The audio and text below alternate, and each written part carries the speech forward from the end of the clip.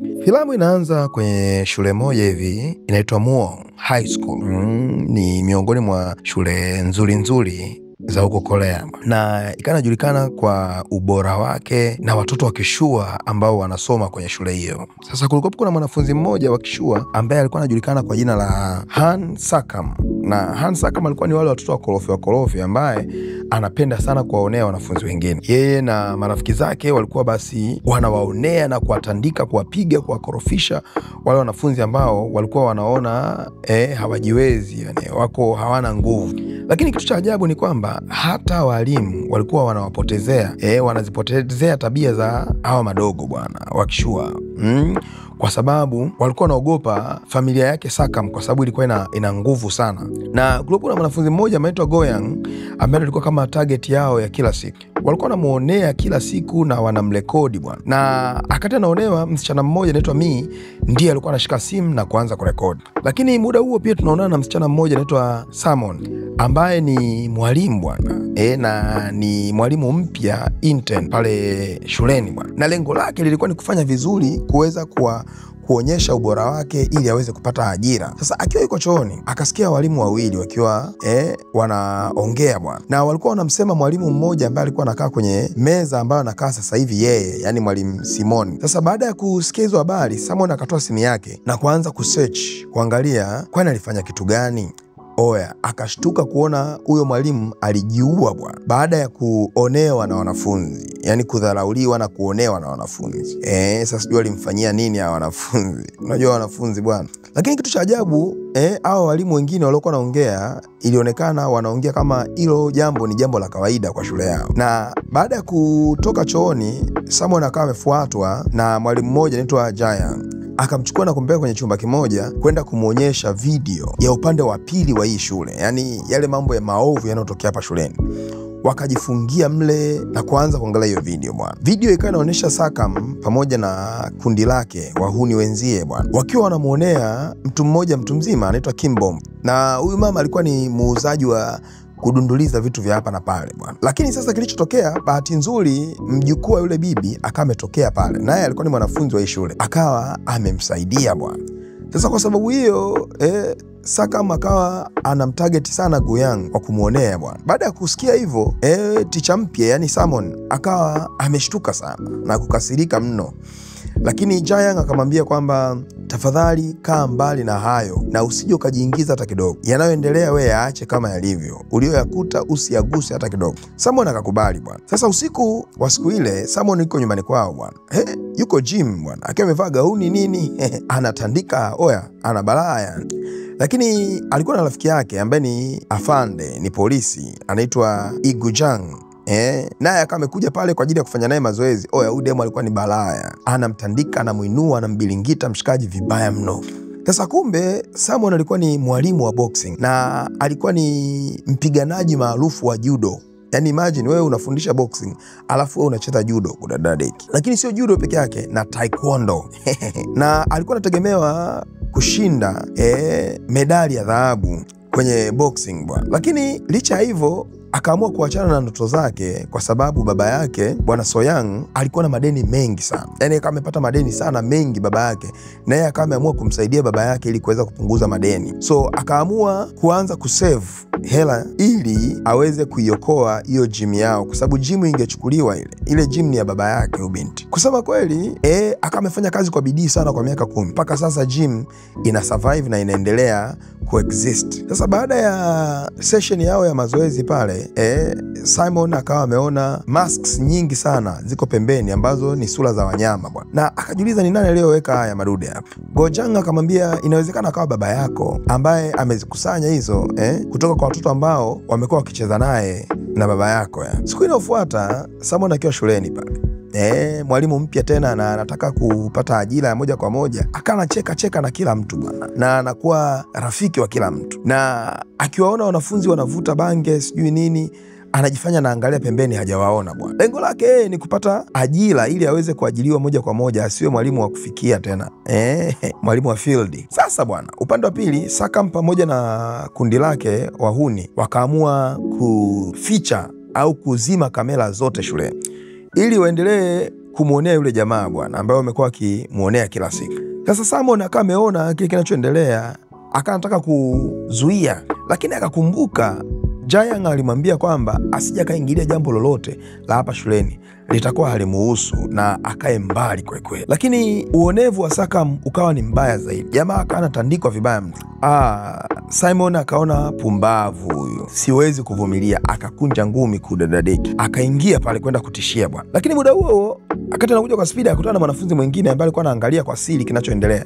Akamwambia mwalimu, hapana, usifanye chochote hapa, acha, usimuingilie kabisa Sakam kwenye mambo yake, kwa sababu baba yake na Sakam ni mwendesha mashtaka mkuu wa serikali, mama yake ni mwanasheria mkuu wa serikali, na mjomba wake ni kamanda mkuu wa polisi wa mji wetu. Oya, yani kwamba ni ngumu kabisa kufanya chochote juu ya huyu kijana, na kuhakikisha huyu kijana anaingia kwenye mkono wa sheria inakuwa ni ngumu kweli kweli. Baada ya kusikia yote yale, Simon akaamua na yeye kurusha taulo bwana. Akasema kwa kweli sitoweza hapa, lakini akaamua kutengeneza plani nyingine bwana. Baadaye akajifanya anaongea na simu na akawa anaelekea kule ambako Sakam anataka kwenda kumtandika teke yule jamaa Jiang ambaye amemfunika mfuko usoni bwana. Akaingilia pale na kuzuia kile kilichokuwa kinaendelea pale, na akajiweka yeye mwenyewe katika hatari, yani kulipokea lile teke ambalo jamaa alikuwa analipiga bwana.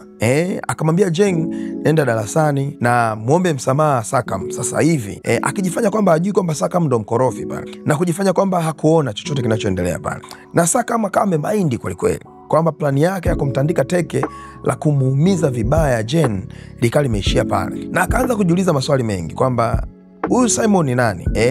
Rafiki yake wa karibu kabisa anaitwa Omen akamwambia Simon ni mwalimu mpya wa hapa darasani kwetu bwana, ambaye amechukua mbadala wa yule mwalimu aliyefariki baada ya kumuonea wewe. Sakam akakasirika kweli, akamaindi kweli, akamkunja Omen na kumwambia kwamba usije ukaleta hizo story tena, mimi sijamuua yule, alijiua mwenyewe, mpuzi wewe, nitakuua na wewe. Sasa usiku kuna jamaa mmoja anaitwa Yang Jin ambaye alikuwa anafanya kazi kama part time ya kusambaza kuku bwana. Alikuwa na yeye yuko kwenye muda wake wa kupiga mazoezi ya boxing, na akanapiga hayo mazoezi yake na mshikaji wake anaitwa Yang T. Na Yang T amekuja kwenye hiyo mgahawa ambayo inamilikiwa na rafiki yake bwana Sunok ambaye alikuwaga ni boxer zamani. Na baada ya mazoezi yao pale, Yang T akaanza elezea story ya kumuhusu kijana mmoja ambaye alikuwa ni boxer, na yeye jamaa ndiye alikuwa anamfundisha huyo kijana bwana. Lakini bahati mbaya huyo kijana career yake kaharibika kwa sababu ya makosa ya baba yake. Sasa siku moja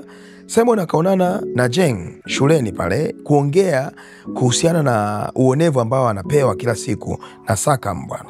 Jiang akasema kwamba nimejaribu sana kuleta tatizo hili shuleni na kwa mkuu wa shule, lakini hakuna mwalimu ambaye amewahi kunisikiliza, kwa sababu wanamuogopa Sakam yeye na kundi lake, lakini na familia yake. Lakini pia polisi walisema wanahitaji evidence, yani wanahitaji ushahidi wa maana kwelikweli, ili kuweza kuprove kwamba Sakam amekuwa ni mkorofi na muonevu kiasi hiko. Na Jiang anasema mimi sitaki kuacha shule hii au kuhamia shule nyingine, ninachotaka ni Sakam kukutana na mkono wa sheria kwa yale ambayo amekuwa akinifanyia na mambo ambayo amekuwa akiyafanya kwa watu wengine pia. Akamwambia Simon, tafadhali naomba unisaidie. Akawa amemwachia mtihani mkubwa sana mwalimu. Kumbuka yeye ni intern hapa shuleni. Lakini kumbe bwana, wazazi wake na Sakam wamekuwa wakileta chakula kwa walimu bwana, kuwafanya walimu wasahau kila kitu ambacho Sakam anakuwa anakifanya. Sakam hata akifanya jambo gani kubwa inakuwa kama hajafanya chochote bwana. Anaweza akafanya kitu kikubwa kibaya kwelikweli, baada ya kulaumiwa yeye ukalaumiwa wewe kudadadi. Lakini pia kwa bahati mbaya Simon alikuwa hawezi kuongea chochote kwa sababu baba yake Sakam ndiye alikuwa mchangiaji mkubwa wa maendeleo ya ile shule, yani pesa na nini na vitu kama hivi. Sasa jioni ile Simon akiwa nyumbani akiwa anafikiria sana kuhusu Jiang na namna gani anaweza kumsaidia, ghafla kama amekumbuka kitu cha zamani kidogo. Akati yeye amepigwa kwenye pambano lake la boxing la wanawake na ilikuwa ni championship ambayo ilikuwa ni finali bwana. Na Yang T hapo ndo tunakuja kugundua kumbe ndiye aliyekuwa mwalimu wake. Akame mind sana, akamwambia hili pambano litakiwa ushinde mapema kweli kweli, na akamwambia niko disappointed kweli kweli kwa sababu ya wewe kutoshinda ili pambano, na akamwambia kwamba wewe sio mtoto wangu tena kuanzia sasa, Kumbe bwana Mr. T ndiye baba yake na huyu pia, na akaendelea kumuumiza na kumwambia kwamba mtoto wangu alifariki kipindi kile yupo kwenye ring ile ya boxing. Sasa huku shuleni kulikuwa kuna likizo bwana, na Simon akawa ameamua kukutana na Sukem pamoja na kundi lake bwana. Wakawa wamekutana kwenye rooftop na vijana walikuwa wanavuta bangi mbaya, masigara, mapombe na vitu kama hivi. Sasa teacher akamwambia kwamba Sakam, wewe na kundi lako, hebu acheni ujinga mnaofanya, acheni kuwaonea wanafunzi wengine. Oya, Sukem baada ya kusikia vile mbabe tena wa shule akakasirika kwelikweli. Akamwambia tafadhali usiingilie kwenye mambo yasiyo kuhusu, nitakumaliza mapema. Uliza mwenzio aliyefariki juzi, itakuwa zamu yako. Sasa baadaye Simon akawa ametoka pale na kurudi maofisini kule. Walimu wote wakawa wamepata notification kwenye simu zao kuhusu mwanafunzi ambaye yupo kwenye shule yao ya Moon High School akiwa mkorofi na kuwaonea wanafunzi wenzao. Na amekuwa akiwapiga na kuwaumiza kweli kweli. Na hiyo habari ikawa imewashtua watu wote. Walimu wakawa wanaogopa, hawajui nini cha kufanya. Mkuu wa shule juu akawa na hasira kweli. Akasema ni nani amepeleka hiyo habari? Yani imagine walimu hawataki habari za mtu mkorofi kwenda huko mbali bwana. Kuwafikia viongozi wa juu wa elimu bwana. Sasa baadaye tunamwona mama yake wa kambo na Sukem ambaye anaitwa Gui akawa amekuja pale shuleni bwana, akiwa na hasira sana. Amekasirika mno kuhusiana na hiyo habari ambayo imetokea. Na mkuu wa shule pamoja na walimu wake wote wakawa hawawezi hata kuongea kudadali. Simon ikabidi yeye ndo aje mbele bwana, akapiga magoti na kuubeba huo msalaba wote kusema kwamba mimi ndiye niliyozipeleka hizo habari. Na yule bi mkubwa Gu akamtandika Simon kichwani bwana, na Simon akakaa kimya akijua kabisa kwamba yeye hana nguvu yoyote ya kuweza kubishana na huyu mama. Kwa sababu huyu mama ana nguvu za kisheria, ana nguvu za polisi, ana nguvu za kila aina. Sasa wakiwa ofisini, kwenye ofisi ya mkuu wa shule, Sukam mwenyewe mwanafunzi anamuuliza mkuu wa shule kwa dharau kweli kwamba nini kitakachomtokea Simon, yani huyu mwalimu wa field. Mkuu wa shule akasema nitamfukuza kazi ya haraka iwezekanavyo. Sasa Sukam akamwambia kwamba hutakiwi kumfukuza shule. Akamtandika na teke bwana. Oya, huyu mtoto alikuwa na balaa kweli. Na baada ya kumtandika na teke akamwambia mwalimu wake, huruhusiwi kumfukuza kazi huyu Simon, mimi nataka nimuonyeshe mwenyewe bwana. Sasa mkuu wa shule akakubali bwana, akasema sitomfukuza shule. Aya, upande wa pili tunamwona Simon akiwa peke yake mtaani na akiwa ana mawazo mengi sana kuhusiana na wale wanafunzi ambao wamekuwa wakiwaonea wanafunzi wenzao.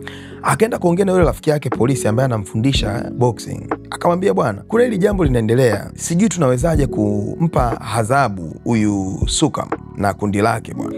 Gwanjong akamwambia, rafiki yangu, hilo ni jambo gumu sana kwa sababu hakuna evidence yoyote, hakuna ushahidi hata kidogo. Na kama utaenda kuripoti au Jeng yule kijana anayeonewa ataenda kuripoti hilo swala bila kuwa na proof yoyote, yani bila kuwa na ushahidi wa aina yoyote, itakuwa ni kesi inayomrudia kwamba amepeleka mashtaka ya uongo. Sasa hilo jambo likali limemchanganya zaidi kweli. Na alipofika nyumbani kwake kwenye apartment yao, akamemwona baba yake ambaye amekuja pale na gari la shule kwa ajili ya kuwapokea wale wanafunzi baada ya kumaliza mazoezi ya ya boxing bwana. Na tunamwona Simon baada ya kumwona baba yake kama hamfurahii hivi, akageuka na kuondoka na hakuongea kitu. Na muda huo Yang Tai, yani baba yake Yang T, akawa anamsalimia bwana, yeye akageuka tu na kuondoka bwana. Lakini baadaye Simon akiwa kwenye mgahawa kwa ajili ya kahawa pale na kula kidogo, kikundi cha Sukam kikawa kimetokea pale, wakaja kumuonea bwana, kumzingua bwana. Akasema kwamba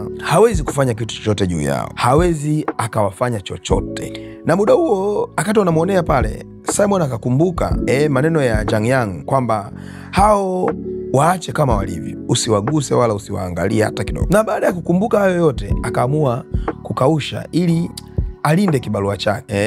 Kwa sababu pia sio kulinda tu, mambo makubwa ya ovyo yangeweza kumtokea, hata angeenda kufungwa labda. Basi akaamua zake kuondoka pale na kutoka bwana. Na akiwa njiani na hasira kweli, akawa amegongana na mtu bwana, na yule mtu akaanza kumtukana. Oya, alipata hasira vibaya mno kwa sababu lile jamaa lilimpiga pia bwana. Sasa ukijumlisha hasira alizokuwa nazo mwanzo, alimtandika yule jamaa teke moja, jamaa akazima pale. Na yeye anatafuta njia ya kumdhibiti Sukam pamoja na watu wake. Lakini upande wa pili tunamwona Sukam akiwa anacheza basketball. Sasa kwa bahati mbaya, mchezaji mmoja wa basket pale akawa amemgonga kidogo tu bwana. Oya, Sukam akawa amemind. Ukatokea ugomvi mkubwa kinoma pale, wakawa wanapigana sana.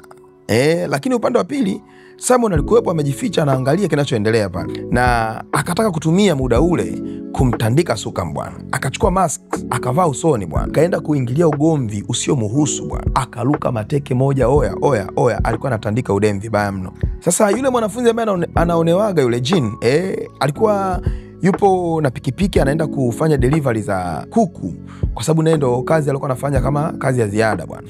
Akawa ameona lile tukio linaloendelea pale, lakini muda mfupi baadaye polisi wakawa wametokea eneo la tukio. Basi muda huo, baada ya kuona polisi, Sukam na watu wake wakakimbia bwana. Sasa siku inayofuata shuleni, Simon alikuwa na furaha sana baada ya kumtia adabu Sukam na vijana wake bwana. Sasa habari kuhusu Sukam kupigwa na mtu ambaye alikuwa amevaa masks ikawa imetambaa kila kona bwana. Shule yote, wanafunzi wote wamefurahia, wamejua hiyo habari. Walimu pamoja na wanafunzi wamefurahia sana uwezo wa huyo paka, kwa sababu alikuwa amevaa maski ya paka, so wakawa wanamuita paka mtu wakawa wanamuona kama ni msaada wao, ni hero, yani kama ni mtu ambaye amekuja kufanya mabadiliko kwenye maisha yao. Sasa Sukam akawa amekasirika sana. Baada ya kuingia darasani kwake, akakuta wamechora picha ya paka kwenye benchi lake bwana. Akalitupilia huko mbali benchi lake, na akawa hana habari na walimu pale. Akaamua kuondoka bwana shuleni, yeye na marafiki zake. Akiwa na hasira kwelikweli, akaingia kwenye gari yake, anaendesha gari yake kwa spidi ya kufa mtu. Marafiki zake wakiwa wanaogopa sana, lakini hawawezi kumwambia chochote. Na akawaambia marafiki zake kwamba sasa nitaenda kurudishia hasira zangu kwa Jang, kwa kijana wetu yule ambaye amekuwa akimuonea kila siku. Na hapo akapiga breki moja matata sana, sini kama na kwenda kule kwenye gym ya boxing bwana, ambapo tunamuona Simon akiwa amevaa masks ile aliyoitumia kwa ajili ya kwenda kumbondea yule mpuzi, na akiwa anafurahia kweli kwa kile alichokitenda bwana. Sasa rafiki yake yule Kwanjang alikuwa anajua kwamba alienda kumtandika yule mwanafunzi wake ni yeye mwenyewe. Akamwambia, tafadhali usirudie tena, maana ukiingia kwenye mikono ya polisi hutotoka.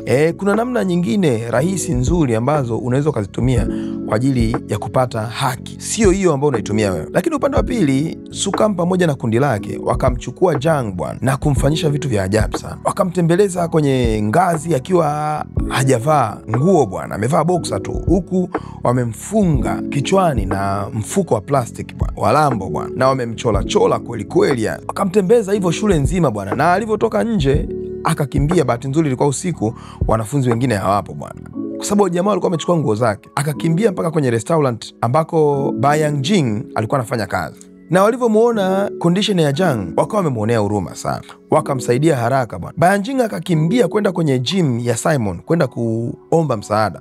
Sasa muda huo Simon akawa anataka kuichoma moto ile maski yake. Jamaa naye akawa amefika muda huo na kueleza kile kilichotokea kule, walivyompiga sana Jang bwana, na kwamba Jang yuko kwenye restaurant pale, na jamaa akasema kwamba juzi ile nilikuona na ninajua kwamba wewe ndiye uliyefanya yote yale yaliyotendeka pale, lakini pia mimi ndo niliyewaita polisi ili waje wamkamate yule mpuzi.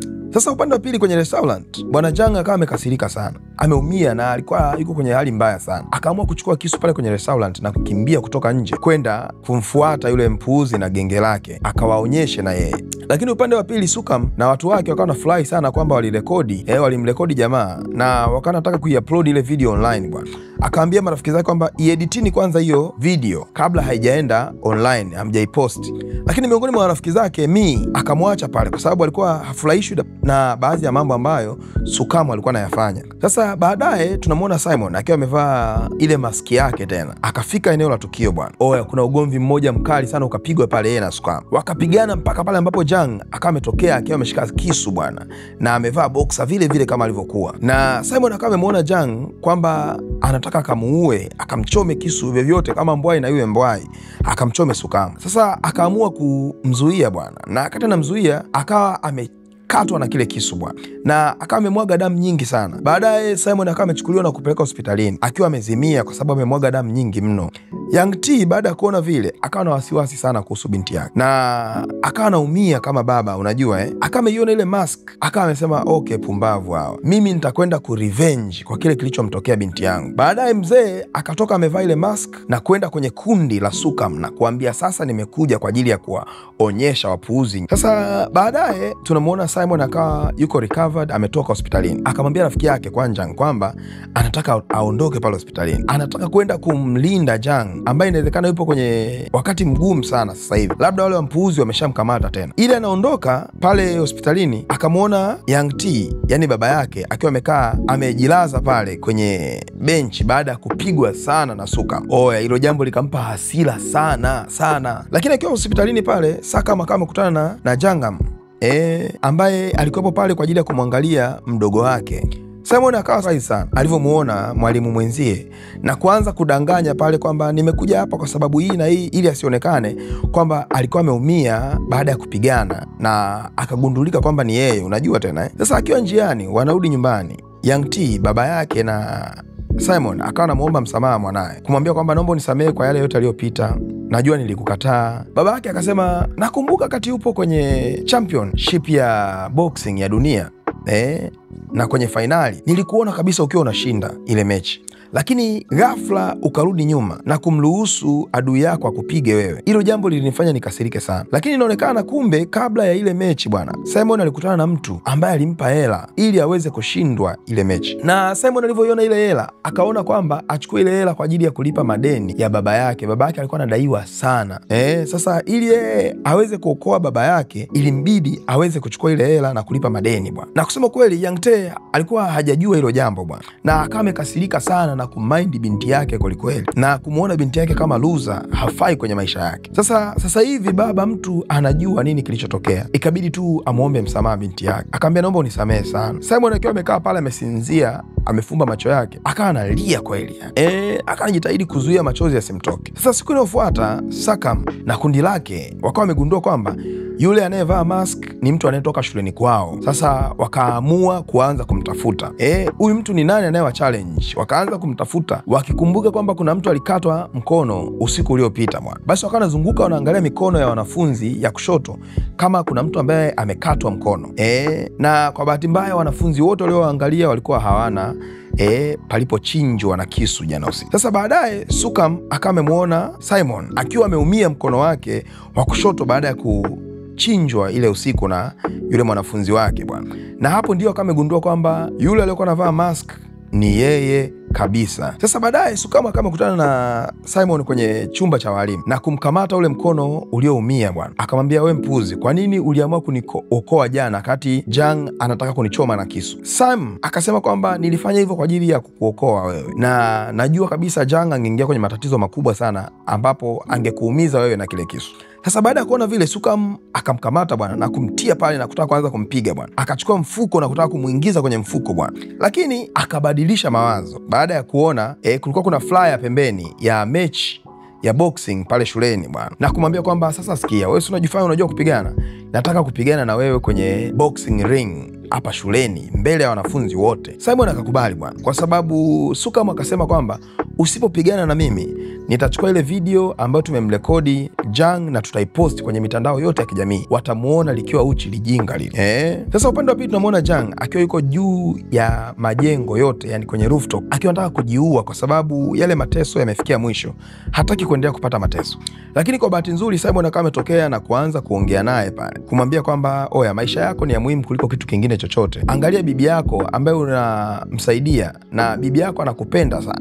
Huyo peke yake anafaa kukufanya wewe uwe hai. Hebu vumilia kidogo, mimi nitakusaidia. Baada ya kusikia hivyo, Jang akaamua kuacha yale mawazo yake bwana, na Simon akamfuata na kumkumbatia huku akimcomfort, akimpa matumaini mapya bwana, huku akiwa wanalia wote bwana. Sasa siku chache baadaye habari kuhusu mechi ya boxing ikawa imetapakaa kila kona, na ilikuwa ni mechi kati ya Sukam na Simon. Wanafunzi wote wanaijua hiyo mechi, na siku ya mechi bwana, kulikuwa kuna mtu akawa anagawa masks bwana kwa wanafunzi wote ili waweze kumsupport Simon. Sasa mechi ilipoanza, Sukam akawa ametumia nguvu zake zote na uwezo wake wote kuweza kumpiga Simon. Oya, akawa amemwendesha kweli, akawa amempiga kweli Simon, mpaka wanafunzi wakaanza kuogopa kwamba Simon anapigwa hii mechi. Na baadaye wanafunzi walishangaa kwa sababu Simon alikuwa amevaa ile mask.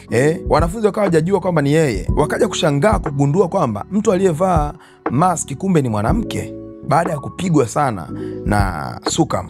Sasa baada ya Sukam kutaka kumaliza mechi kabisa ya kumtesa sana Simon, sasa Simon akaamua kupindua meza kudadadadeki. Oya, akatoa maski yake kwanza, akawasurprise wanafunzi wake wote, wakashangilia kweli. Akaanza kumtandika Sukam bwana, akamtandika mateke dabo kudadadeki jamaa mpaka akatoka nje ya box bwana. Na Simon akamfuata Sukam na kumwambia muombe msamaha, umekuwa ukimwonea sana huyu mpuzi. Lakini Sukam akakataa bwana. Basi mwishoni filamu inaisha ikimwonyesha Simon pamoja na Jeng, yule aliyokuwa akionewa sana, wakiwa wameenda polisi kwa ajili ya kutoa taarifa za uonevu bwana. Oya, kama umefika mpaka hapa mwisho, usiache kulike video hii, lakini pia usiache kusubscribe kwenye channel yetu. Oya, ninakupenda ile kinoma noma ya